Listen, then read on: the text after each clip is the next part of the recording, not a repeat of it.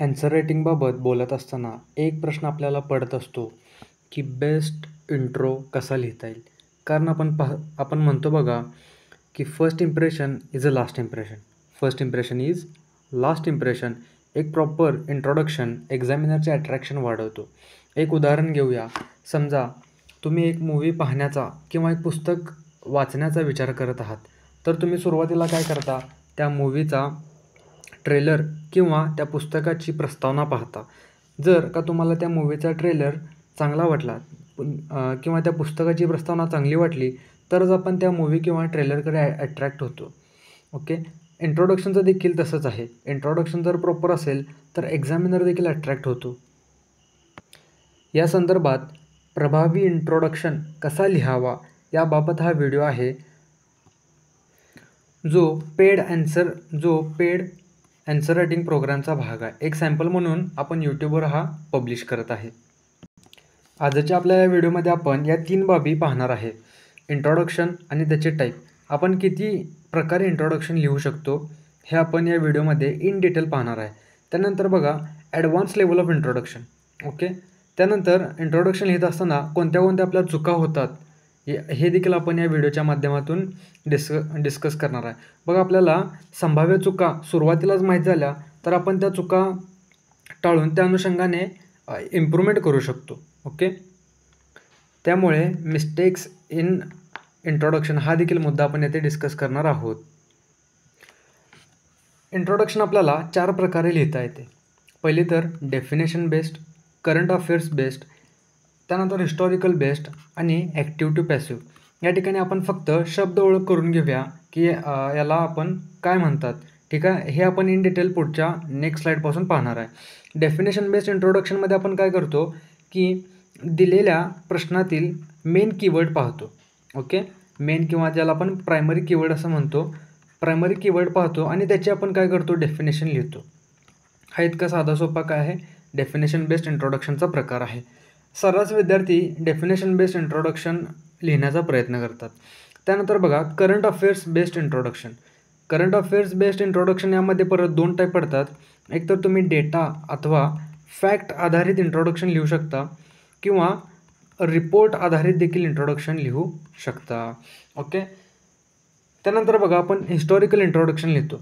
Okay. हा historical ऐतिहासिक पार्श्वभूमी आधारित इंट्रोडक्शनचा जो प्रकार आहे तो आपल्याला art and culture, ancient medieval आणि मॉडर्न हिस्ट्री लिहित असताना खूप फायदेशीर ठरतो. त्यानंतर ॲक्टिव्ह टू पॅसिव्ह.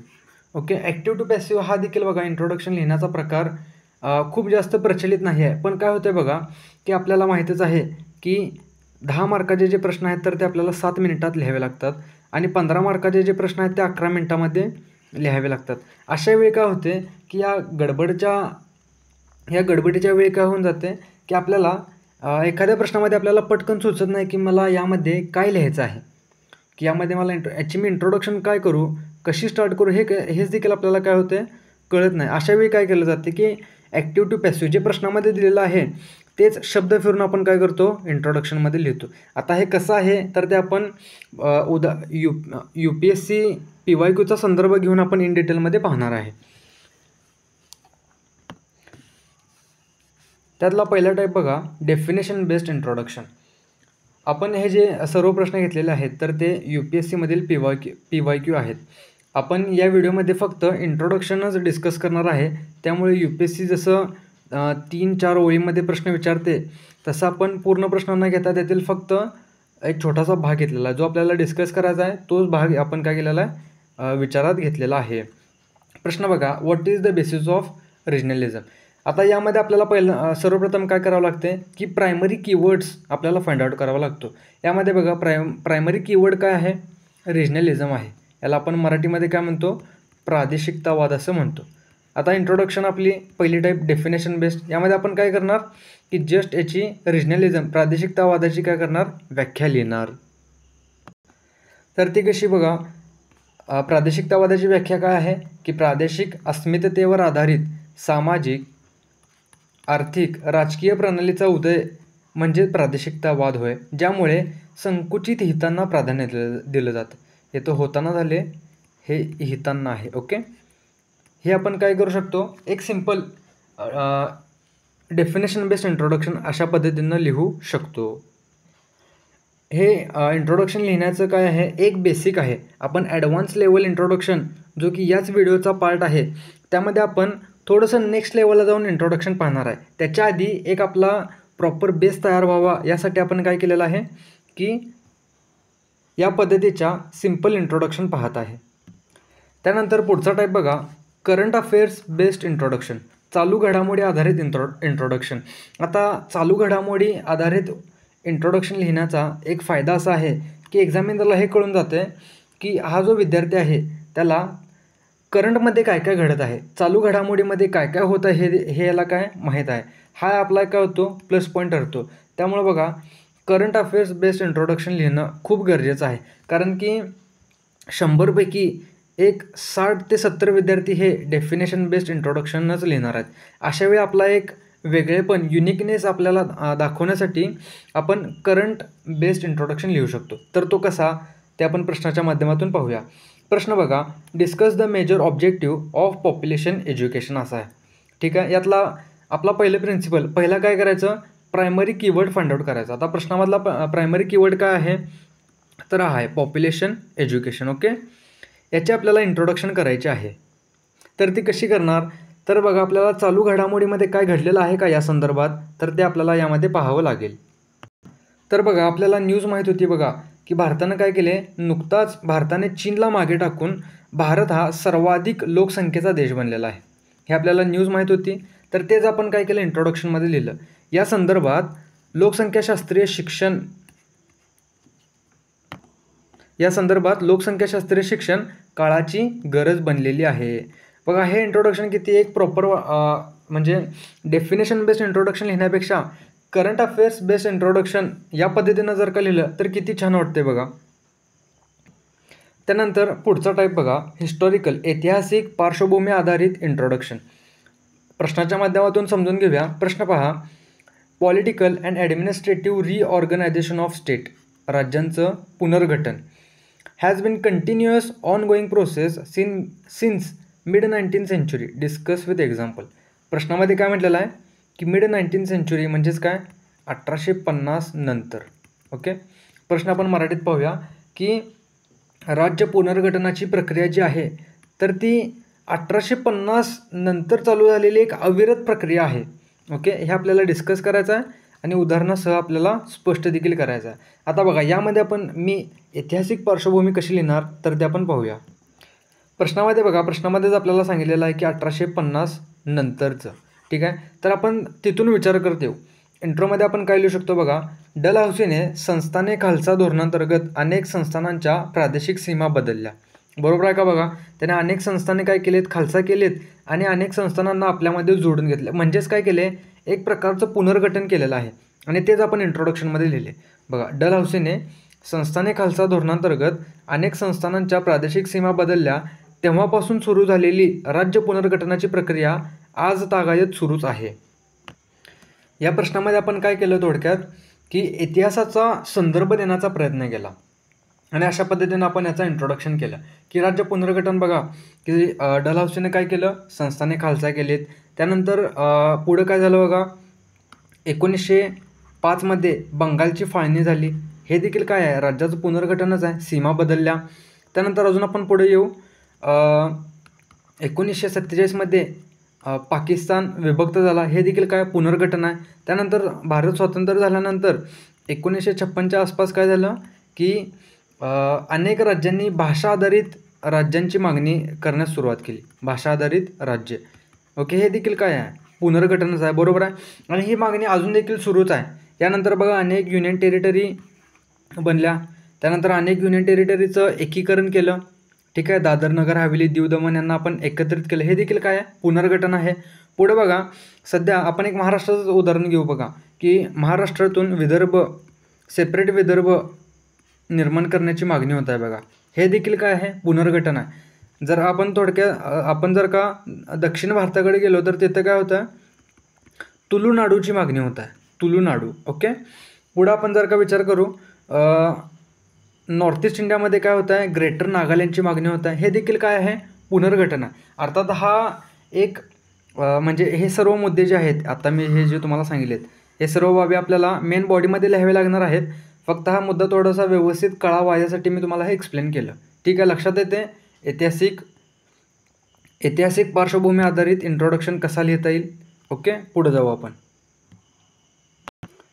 त्यानंतर ॲक्टिव्ह टू पॅसिव्ह हा जो इंट्रोडक्शनचा टाईप आहे तर त्यामध्ये आपल्याला काय लिहायचं आहे बघा. यामध्ये आपण काय करतो, जे प्रश्नामध्ये दिलेलं आहे तेच फक्त शब्द फिरवून इंट्रोडक्शनमध्ये लिहितो. प्रश्न बघा, Sufi and medieval mystic saints failed to modify either religious idea and practices और outward structure of Hindu Muslim society to appreciable extent.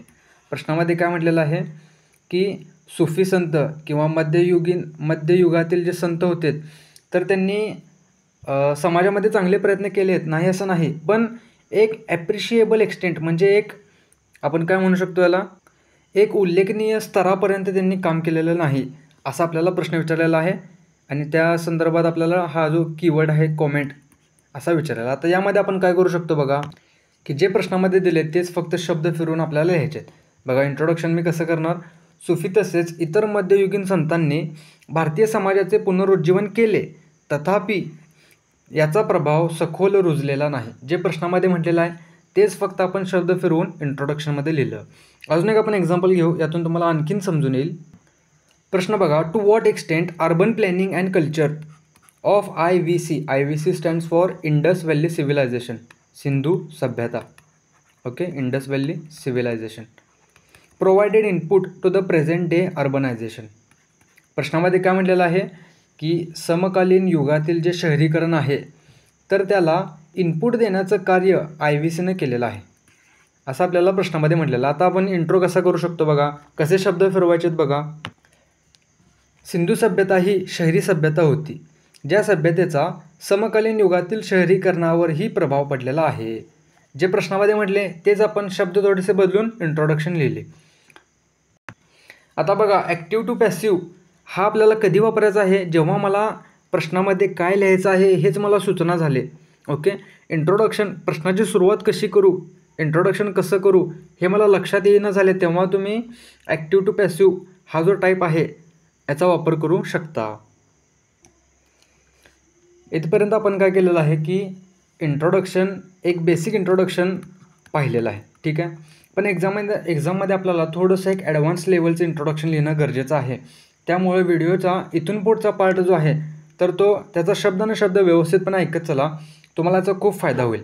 आता ॲडव्हान्स लेवल इंट्रोडक्शनमध्ये आपण काय करतो बघा, पहिले जे दोन टाईप पाहिलेत, एक तर काय definition based plus current affairs based. Okay, हे जे दोन जे टाईप आहेत तर त्यांचं इंटरमिक्सिंग करून आपल्याला काय करावं लागते, इंट्रोडक्शन लिहावं लागतो. यालाच आपण म्हणतो ॲडव्हान्स लेवल इंट्रोडक्शन. बघा, थोडक्यामध्ये आपल्याला काय करायचं आहे, प्रश्नामध्ये जो काही मुद्दा दिलेला आहे ओके त्याची डेफिनेशन प्लस त्याचा चालू घडामोडीतील संदर्भ आपल्याला द्यायचा आहे. यालाच आपण म्हणतो ॲडव्हान्स लेवलची इंट्रोडक्शन. तर ते कसं करायचं बघा, एक ॲडव्हान्स लेवलची इंट्रोडक्शन लिहिण्यासाठी आपल्याला काय करावं लागते, प्रश्नातील सर्वप्रथम प्रायमरी कीवर्ड फाइंड आउट करायचा. Okay, find out primary keyword and define it. सर्वप्रथम आपल्याला काय करावं लागणार आहे, प्रश्नातील प्रायमरी कीवर्ड आपल्याला फाइंड आउट करावं लागणार आहे. ओके, त्यानंतर बघा interlink with secondary keyword. Okay, हे आपण एक्झाम्पलच्या माध्यमातून समजून घेणार आहे की कसं करायचं आहे. त्यानंतर आपल्याला काय करावं लागेल, राईट करंट कंटेक्स्ट. त्या संदर्भात चालू घडामोडीमध्ये काय चाललेलं आहे का तर ते आपल्याला यामध्ये लिहावं लागणार आहे. तर प्रत्यक्ष उदाहरणातून आपण पाहूया की कीवर्ड कसा फाइंड आउट करायचा, कीवर्ड कोणते आहेत. तर ते बघा, प्रश्न बघा, constitutional guaranteed judicial independence is pre requisite of democracy. प्रश्नामध्ये काय म्हटलेलं आहे की लोकशाहीसाठी संविधानाने हमी दिलेलं न्यायिक स्वातंत्र्य खूप गरजेचं आहे, हा आपल्याला प्रश्न विचारलेला आहे. तर आपल्याला यामध्ये कीवर्ड फाइंड आउट करायचे आहेत. तर त्यामध्ये आपण बघा की कीवर्ड फाइंड आउट करत असताना प्रायमरी कीवर्ड यामध्ये कोणता आहे तर तो आपण सर्वप्रथम फाइंड करूया. प्रश्न वाचल्यानंतर आपल्याला जो सर्वात महत्त्वाचा शब्द वाटतो तर तो त्याचा प्रायमरी कीवर्ड असतो. यामध्ये बघा ज्युडिशियल इंडिपेंडन्स हा काय आहे, प्रायमरी कीवर्ड आहे, आणि सेकंडरी कीवर्ड काय आहे, डेमोक्रेसी आहे. तर आता बघा हे दोन शब्द इंट्रोडक्शनमध्ये येणं खूप गरजेचं आहे.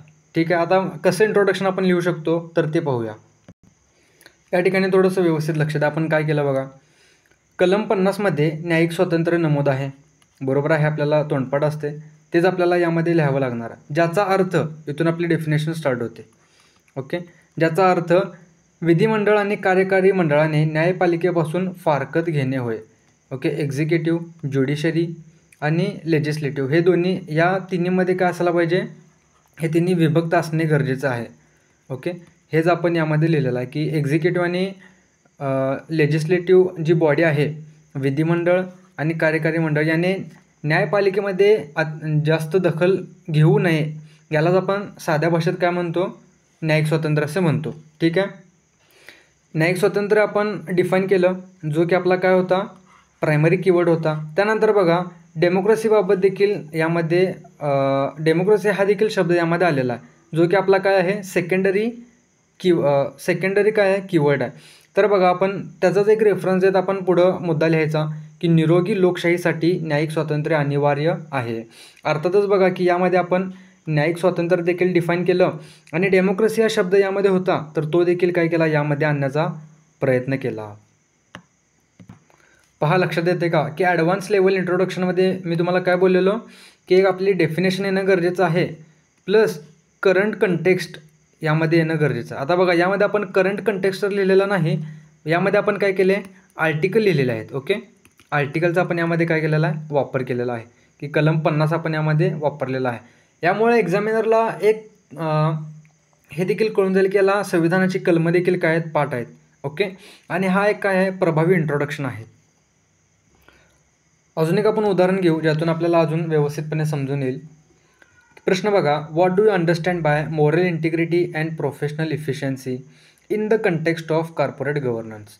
महामंडळीय शासनासंदर्भात मोरल इंटिग्रिटी, नैतिक अखंडता आणि व्यावसायिक कार्यक्षमता म्हणजे काय, हा आपल्याला काय केलेला आहे, प्रश्न विचारलेला. आपला काय पहिला रूल काय आहे, फाइंड आउट प्रायमरी कीवर्ड. यामधला आपल्याला प्रायमरी कीवर्ड आपल्याला काय करायचं आहे, फाइंड आउट करायचं आहे. प्रायमरी कीवर्ड काय आहे, मोरल इंटिग्रिटी आहे आणि प्रोफेशनल इफिशियन्सी आहे. ओके, त्यानंतर यामध्ये सेकंडरी कीवर्ड असा आपल्याला सापडत नाही आहे, तर त्यामुळे आपण फक्त प्रायमरी कीवर्डच आपण काय करू, घेऊन चलू आणि त्यालाच आपल्याला काय करायचं आहे, पुढं डिफाईन करायचं आहे. बघा, महामंडळीय शासनामध्ये नैतिक अखंडता म्हणजे एकांतात देखील प्रामाणिक राहणे होय. तर संस्थेच्या संसाधनांचा इष्टतम वापर करून निर्दिष्टित उद्दिष्टे साध्य करण्याचे कौशल्य म्हणजे व्यावसायिक कार्यक्षमता होय. आपण दोन्ही बाबी काय केल्या, यामध्ये दोन्ही देखील मुद्दे डिस्कस केले. ओके, दोन्ही देखील जे महत्त्वाचे प्रायमरी कीवर्ड होते, moral integrity and professional efficiency, दोन्ही देखील आपण यामध्ये काय केलेलं आहे, दोघांची देखील इंट्रोडक्शन लिहिलेली आहे. यामध्ये करंट कंटेक्स्ट देत असताना, चालू घडामोडीतील संदर्भ देत असताना आपण टाटाचं उदाहरण देऊ शकतो की टाटा कंपनी जे CSR अंतर्गत जे खर्च करते, कॉर्पोरेट सोशल रिस्पॉन्सिबिलिटी, तर त्याची जाहिरात करत नाही. ओके, तर त्या अंतर्गत ती काय करत नाही, जाहिरात करत नाही. आता बघा, आपण वेगवेगळ्या कंपन्या पाहतो की आता कोणत्याही कंपनीचं नाव घेणे या ठिकाणी योग्य नसणार आहे. एक्स नावाची कंपनी असं समजून चालू, तर ही जी कंपनी आहे ही CSR कॉर्पोरेट सोशल रिस्पॉन्सिबिलिटी अंतर्गत जे काही पैसे खर्च करते ना, तर ती त्यांची यातून ते पब्लिसिटी करतात. आता आपण एक उदाहरण घेऊन समजूया की बघा, एखाद्या कंपनीनं काय केलेलं आहे की एक बसस्टॉप बांधलेला आहे समजा. ओके, बसस्टॉप आहे, तर ते या बसस्टॉपवर काय करते, तर त्या कंपनीची जाहिरात देखील लावली जाते. तर असं काम जे आहे तर ते टाटा कंपनी करत नाही. हे काय आहे की कॉर्पोरेट गव्हर्नन्समधलं एक चांगलं उदाहरण आहे. याचं आपण करंट कंटेक्स्ट देऊन या ठिकाणी आपण लिहू शकतो. ओके, पुढे जाण्याआधी एक अनाऊन्समेंट आहे. ती अनाऊन्समेंट अशी की आपण ॲन्सर रायटिंगबाबत एक डेडिकेटेड कोर्स लॉन्च करत आहे. या कोर्समध्ये आपल्याला हाऊ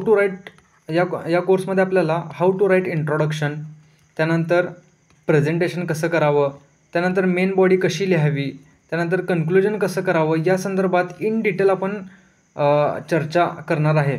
आणि यासाठीच आपण काय केलेलं आहे की ॲन्सर रायटिंगबाबत एक डेडिकेटेड कोर्स लॉन्च केलेला आहे. यामध्ये मी जे तुम्हाला ॲप्रोच शिकवलेले आहेत, टोटल 6 ॲप्रोचेस आहेत, त्यातील 2 ॲप्रोच जे आहेत तर ते ऑलरेडी यूट्यूबवर पब्लिश केलेले आहेत. आणि इतर जे अप्रोच आहे तर ते आपण दर 15 दिवसांनी लाईव्ह सेशन घेतो आणि त्याच्या माध्यमातून आपण ते समजावून सांगण्याचा प्रयत्न करत आहे. ओके, हे 6 अप्रोच यांचं इंटरमिक्सिंग आता आपण या लाईव्ह सेशनमध्ये आणि यूट्यूबवर जे 2 व्हिडिओ आहेत तर त्याच्या माध्यमातून आपण एक बेसिक थिंकिंग प्रोसेस डेव्हलप करण्याचा प्रयत्न केलेला आहे. आपल्याला ॲडव्हान्स लेवलचे आन्सर रायटिंग करण्यासाठी इंटरमिक्सिंग ऑफ अप्रोच जमणे गरजेचं आहे. बघा, ते 6 अप्रोच सांगितलेले आहेत तर त्यांचं इंटरमिक्सिंग करून आपण ॲडव्हान्स लेवलची आन्सर रायटिंग करणं गरजेचं आहे. आणि यासाठी हा आपला आन्सर रायटिंगचा प्रोग्राम आपण लॉन्च केलेला आहे. त्यामध्ये इंट्रोडक्शन, प्रेझेंटेशन, मेन बॉडीमध्ये आपण पूर्णतः सब्जेक्ट वाईज आपण जाणार आहे की GS 1मध्ये आपण काय लिहू शकतो, GS 2मध्ये कसं लिहायचं, GS 3चे प्रश्न कसं हँडल करायचे, GS 4चे प्रश्न कसे हँडल करायचे, यामध्ये सर्व बाबी की यामध्ये जे ए सेक्शन जे असतो आणि बी सेक्शन केस स्टडी हे देखील यामध्ये आपण काय केलेलं आहे की या बाबतीत देखील आपण यामध्ये इन डिटेल विचारविमर्श केलेला आहे. आणि इंटरमिक्सिंग ऑफ अप्रोच जे आहेत तर याबाबत आपण टोटल 20 तास 20 तास इंटरमिक्सिंग ऑफ अप्रोच बाबत आपण यामध्ये इन डिटेल डिस्कस केलेलं आहे, जे लेक्चर 1-1 तासाचे आहेत. ओके, असे टोटल 20 तास आपण इंटरमिक्सिंग ऑफ अप्रोचबाबत विचारविमर्श केलेला आहे. जर का जो तुम्ही कोर्स परचेस केला तर तुम्हाला आन्सर रायटिंगबाबत इतर काहीही करावं लागणार नाही, ही गॅरंटी आहे. यासोबतच आपण त्या कोर्समध्ये इन्साइट्स फ्रॉम टॉपर्स कॉपी, टॉपरच्या ज्या कॉपी आहेत तर त्यातील पॉझिटिव्ह आणि निगेटिव्ह बाबी देखील आपण ॲड्रेस केलेला आहे. यातून बघा, टॉपर कॉपी टॉपरच्या कॉपींचं कसं ॲनालिसिस करायचं हे देखील तुम्हाला कळून जाईल. त्यांच्या पॉझिटिव्ह मुद्दे, त्यांचे जे पॉझिटिव्ह बाबी आहेत तर त्या आपल्याला आपल्या प्रश्नामध्ये मेन्शन करता येतील आणि ज्या निगेटिव्ह बाबी आहेत तर त्या आपल्याला टाळता येतील. त्यानंतर हा जो आपला आन्सर रायटिंग कोर्स आहे तर त्यातील सर्वात महत्त्वाचा घटक म्हणजे ब्रेनस्टॉर्मिंग. यामध्ये ब्रेनस्टॉर्मिंग सेशनमध्ये आपण काय केलेलं आहे बघा की GS 1, 2, 3, 4 हा सगळा सिलेबस आपण ब्रेनस्टॉर्मिंगच्या माध्यमातून रिवाईज करणार आहे. बघा, अभ्यास तर आपण करतो पण जोपर्यंत आपल्याला रिव्हिजन नाही तर तोपर्यंत त्या अभ्यासाचा काहीच वापर होत नाही, काहीच उपयोग होत नाही. यामुळे बघा की त्यामध्ये आपण ब्रेनस्टॉर्मिंग सेशन देखील घेतलेले आहेत. एक त्याचं उदाहरण सांगतो की ब्रेनस्टॉर्मिंग सेशनमध्ये आपण काय करतो बघा की मी तुम्हाला तर ते सेशन कसे होतील बघा, मी तुम्हाला क्वेश्चन देईल. समजा की what are the components of emotional intelligence आणि 1 मिनिटाचा टायमर लावला जाईल. 1 मिनिटामध्ये तुम्हाला विचार करावा लागेल की इमोशनल इंटेलिजन्सचे कंपोनंट काय काय आहेत. ओके, आणि तो 1 मिनिट झाल्यानंतर मी देखील तुम्हाला सांगेन की यामध्ये हे कंपोनंट येणे गरजेचं होतं. मी जे लिहिलेले कंपोनंट आहेत आणि तुम्ही जे लिहिलेले कंपोनंट आहेत तर तुम्हाला ऑन द स्पॉट त्याचं कंपॅरिझन करायला मिळेल आणि हे देखील तुम्हाला समजून येईल की तुमची थिंकिंग प्रोसेस कुठेपर्यंत डेव्हलप झालेली आहे. अशा पद्धतीनं आपण सगळा सिलेबस रिवाईज करणार आहे. हा ब्रेनस्टॉर्मिंग सेशन जे आहे तर तो एक खूप जास्त यातून विद्यार्थ्यांना फायदा होणार आहे. तर त्या कोर्सबाबत अजून तुम्हाला जर का जाणून घ्यायचं असेल तर तुम्ही या मोबाईलवर संपर्क साधू शकता. 9604935285 या क्रमांकावर संपर्क साधून त्या कोर्सबाबत आणखीन माहिती घेऊ शकता. पुढचा प्रश्न बघा. प्रश्न पहिल्या आपला बेसिक रूल काय आहे की प्रायमरी कीवर्ड आणि सेकंडरी कीवर्ड फाइंड आउट करायचा. प्रश्न बघा, globalisation influence the cultural diversity. यामध्ये प्रायमरी कीवर्ड आपला काय असणार आहे, ग्लोबलायझेशन असणार आहे. त्यानंतर सेकंडरी कीवर्ड काय असणार आहे, कल्चरल डायव्हर्सिटी. यालाच बेस धरून आपल्याला इंट्रोडक्शन लिहायचे आहे आणि त्याला कल्चरल डायव्हर्सिटीशी इंटरलिंक करायचं आहे. तर ते कसं करता येईल पहा. सुरुवातीला आपल्याला इंट्रोडक्शन लिहावे लागणार आहे. जागतिकीकरणाची व्याख्या लिहावी लागेल. जगाचे परस्परावलंबन व एकात्मीकरण म्हणजे जागतिकीकरण होय. आपण इंट्रोडक्शन लिहिली आणि पुढचा जो पार्ट आहे कल्चरल डायव्हर्सिटी हा ॲड्रेस करण्यासाठी हे विधान या ठिकाणी घेतलेलं आहे. जागतिकीकरणाचा संस्कृतीवर पडणारा प्रभाव हा द्विधारी तलवारीप्रमाणे आहे की बघा, जागतिकीकरणाचा संस्कृतीवर पॉझिटिव्ह देखील काही परिणाम पडलेला आहे, सकारात्मक परिणाम देखील आहे आणि नकारात्मक परिणाम देखील आहे. त्यामुळं या ठिकाणी आपण हे विधान लिहिलेलं आहे की आपण यामध्ये काय केलं बघा, दोन्ही कीवर्ड जे होते तर ते ॲड्रेस करण्याचा प्रयत्न केलेला आहे. हे आपल्याला थोडंसं साधं वाटत असेल तर अनेक विद्यार्थ्यांची काय होते माहिती आहे का, की ते फक्त ग्लोबलायझेशनची व्याख्या देतात आणि लगेच मेन बॉडीकडे जंप करतात. ओके, असं होता कामा नये, कारण की बघा आपल्याला हे दोन्ही मुद्दे इंट्रोडक्शनमध्ये ॲड्रेस करणं गरजेचं आहे. यानंतर आपण पाहूया की इंट्रोडक्शन लिहित असताना आपल्याकडून कोणत्या कोणत्या चुका होतात, कोणत्या कोणत्या मिस्टेक्स होतात. पहिली चूक काय होते की आपण खूप जास्त लेंदी इंट्रोडक्शन लिहिण्याचा काय करतो, प्रयत्न करतो. बघा आपल्याला वेळ खूप कमी आहे, तर त्यामुळं मॅक्झिमम आपले 4 ओळींपेक्षा जास्त इंट्रोडक्शन नसावी. मॅक्झिमम 4 ओळींपेक्षा जास्त इंट्रोडक्शन नसावी. जर का तुम्ही लेंदी इंट्रोडक्शन लिहिला तर त्याचं नुकसान असं आहे की तुम्हाला पुढचा प्रश्न लिहिण्यासाठी कमी वेळ मिळून जाईल. तर त्यामुळे बघा की आपल्याला जसं की मी तुम्हाला आधी बोललो की डेफिनेशन प्लस चालू घडामोडीतील संदर्भ द्यायचा आहे. तर आपल्याला काय करावं लागेल बघा की 2 ओळीमध्ये डेफिनेशन लिहायची प्लस 2 ओळीमध्ये काय करायचं, चालू घडामोडीचा संदर्भ द्यायचा. अशा पद्धतीनं आपण जर का आत्तापासूनच इंट्रोडक्शन लिहिण्याची प्रॅक्टिस केली तर त्या एक्झाममध्ये आपल्याला काय होणार आहे की तसंच आपल्याला काय होईल की एक्झाममध्ये देखील आपल्याला सुचेल. ओके, त्यानंतर बघा इररिलेव्हंट इंट्रोडक्शन लिहिणे आपल्याला टाळायचं आहे. इररिलेव्हंट म्हणजे की विचारलेलं आहे ग्लोबलायझेशनवर आणि तुम्ही काहीतरी वेगळंच लिहिलं आहे, असं देखील करण्याचं टाळायचं आहे. ओके, त्यानंतर बघा सर्वात महत्त्वाचं इनकरेक्ट फॅक्ट. ओके, फॅक्ट काय करायचे आहेत, करेक्टच लिहायचे आहेत. काय होतं बघा की 7 मिनिटामध्ये किंवा 11 मिनिटामध्ये मला उत्तरं लिहायचं आहे, या गडबडीत आपण काय करतो, चुकून एक इनकरेक्ट फॅक्ट आपण त्यामध्ये देऊन जातो. उदाहरणार्थ बघा की आपले करंट अफेअर्स बेस्ड इंट्रोडक्शन हा एक टाईप आहे. त्यामध्ये आपण काय करतो, चालू फॅक्ट बेस्ड इंट्रोडक्शन लिहितो आणि रिपोर्ट बेस्ड इंट्रोडक्शन पण लिहितो. आता बघा फॅक्ट जर का तुम्ही गडबडीत चुकीचं लिहिला ना तर एक्झामिनरवर त्याचा एक आपल्या पेपरवर, आपल्या मार्कावर एक निगेटिव्ह इम्पॅक्ट पडू शकतो. उदाहरणार्थ बघा की गडबडीत तुम्ही जर का असं लिहिलात की भारतामध्ये दारिद्र्याचं प्रमाण जे आहे तर ते 35% आहे. आता बघा ॲक्च्युली काही समिती 29% असं म्हणतात, काही समितीनुसार 21% असं म्हटलं जाते. ठीक आहे, पण तुम्हाला ॲक्च्युअल एक्झाममध्ये आठवलंच नाही आणि जर का तुम्ही एक चुकीचा फॅक्ट त्यामध्ये लिहिला तर काय होऊन जाईल बघा, एक्झामिनरचा जो तुमच्यावर विश्वास असेल तर तो विश्वास उडून जाईल आणि तुमच्या एका इनकरेक्ट फॅक्टमुळे काय होईल की पुढं जिथं जिथं तुम्ही फॅक्ट लिहिणार तिथं तिथं काय होईल, एक्झामिनर एक प्रश्नचिन्ह उपस्थित करेल की यानं मागच्या ॲन्सरमध्ये काय केलेलं, चुकीचा फॅक्ट लिहिलेला, या ॲन्सरमध्ये देखील तो चुकीचा फॅक्ट लिहिलेला असेल असं त्याला वारंवार डाऊट येईल तुमच्यावर आणि यामुळं काय होईल की आपले मार्क यामुळं आपले मार्क कमी होऊ शकतात. तर आता आपल्याला प्रश्न असा पडेल या ठिकाणी आपल्याला असा प्रश्न पडू शकतो की इतके सारे फॅक्ट आहेत, डेटा आहेत, आम्ही लक्षात कसं ठेवणार. तर याचं सॉल्युशन आहे की जे फॅक्ट किंवा डेटा तुम्हाला एक्झॅक्टली माहीत आहेत, जे फॅक्ट किंवा डेटा एक्झॅक्टली माहीत आहेत तर ते काय करा, ॲज इट इज कोट करा. आणि जे माहीत नाहीत, ज्यामध्ये कन्फ्युजन होत आहे तर ते कसं लिहायचं बघा की आपल्याला बघा दारिद्र्याचं प्रमाण 21% आहे, काहींनुसार 29% असं म्हटलं जातं. तर आता जर का तुम्हाला कन्फ्युजन होत असेल तर तुम्ही या ठिकाणी काय करा की भारतातील दारिद्र्याचं प्रमाण हे 1/5पेक्षा जास्त आहे असं लिहू शकता. ओके, आणि पेक्षा जास्तला डबल अंडरलाईन करा. आता बघा 1/5 म्हणजे किती, 20% होतात आणि आपण 20%पेक्षा जास्त लिहिले. आपण जिथं तुम्हाला कन्फ्युजन होत आहे ना तिथं तुम्ही एक्झॅक्ट फॅक्ट न लिहिता जनरल फॅक्ट लिहा. ओके, एक्झॅक्ट फॅक्ट न लिहिता काय करा, जनरल फॅक्टला. आता जनरल फॅक्ट कसे लिहायचे हे त्याचं उदाहरण आहे की 1/5पेक्षा जास्त भारतात दारिद्र्य आहे. यानंतर पुढं बघा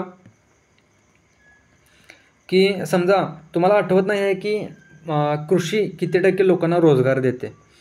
आता बघा पण तरी देखील तुम्हाला तो फॅक्ट लिहायचा. या ठिकाणी तुम्ही काय करा की करेक्ट फॅक्ट काय आहे, कृषी 47% लोकांना रोजगार देते, पण एक्झॅक्टली तुम्हाला आठवत नाही आहे. अशावेळी तुम्ही काय कराल की कृषी काय करते, जवळपास 50% लोकांना काय करते, रोजगार देते. आणि जवळपासला काय करा, डबल अंडरलाईन करा.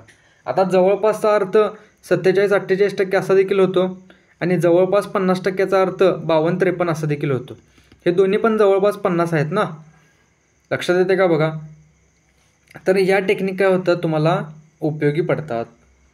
अशा पद्धतीनं तुम्ही काय करू शकता, जे फॅक्ट तुम्हाला आठवत नाही आहेत तर ते असे जनरल त्यामध्ये काही स्टेटमेंट टाकून फॅक्ट लिहू शकता. आपल्या या व्हिडिओमध्ये आज आपण काय काय पाहिलेलं आहे बघा. सुरुवातीला आपण इंट्रोडक्शनचे टाईप पाहिलेत की इंट्रोडक्शन आपण डेफिनेशन आधारित लिहू शकतो. त्यानंतर चालू घडामोडी आधारित लिहू शकतो. चालू घडामोडीचे परत 2 प्रकार पडतात. एक तर फॅक्ट आधारित आणि दुसरा आहे रिपोर्ट आधारित. ओके. फॅक्ट आधारितमध्ये आपण काय डायरेक्टली लिहू शकतो की भारतातील दारिद्र्याचं प्रमाण 21% आहे. ओके. हा तर काय झाला फॅक्ट झाला किंवा डेटा झाला. ओके. आणि रिपोर्ट आधारित यामध्ये आपण काय करतो की बहुआयामी दारिद्र्य निर्देशांकनुसार मल्टी डायमेन्शनल पॉवर्टी इंडेक्सनुसार हा काय केला एक रिपोर्टचा आपण संदर्भ दिला. या रिपोर्टनुसार भारतामध्ये दारिद्र्याचं प्रमाण 1% आहे. ओके. लक्षात येते आपण यामध्ये काय केलं. त्यानंतर आपण काय केलं ऐतिहासिक पार्श्वभूमी आधारित इंट्रोडक्शन पाहिले. ओके. हिस्टॉरिकल बेस्ड आणि ॲक्टिव्ह टू पॅसिव्ह आणि ॲक्टिव्ह टू पॅसिव्ह इंट्रोडक्शनचा वापर कधी करावा हा देखील आपण काय केला या व्हिडिओच्या माध्यमातून पाहण्याचा प्रयत्न केला. ॲडव्हान्स लेवल इंट्रोडक्शनमध्ये आपल्याला काय करणं गरजेचं आहे बघा की डेफिनेशन प्लस चालू घडामोडीचा संदर्भ देणं गरजेचं आहे. ओके. आता डेफिनेशन आणि चालू घडामोडीचा संदर्भ आपल्याला द्यायचा असेल तर प्रश्नामधील आपल्याला प्रायमरी कीवर्ड जो आहे तर तो समजणं किंवा त्याला अंडरलाईन करणं ते माहीत होणं गरजेचं आहे. ठीक आहे. प्रायमरी कीवर्ड फाइंड आउट करायचा आणि त्याची काय करायची व्याख्या लिहायची आणि त्या संदर्भात चालू घडामोडीमध्ये काय घडलेलं आहे तर त्याचा आपल्याला या ठिकाणी रेफरन्स द्यावा लागणार आहे.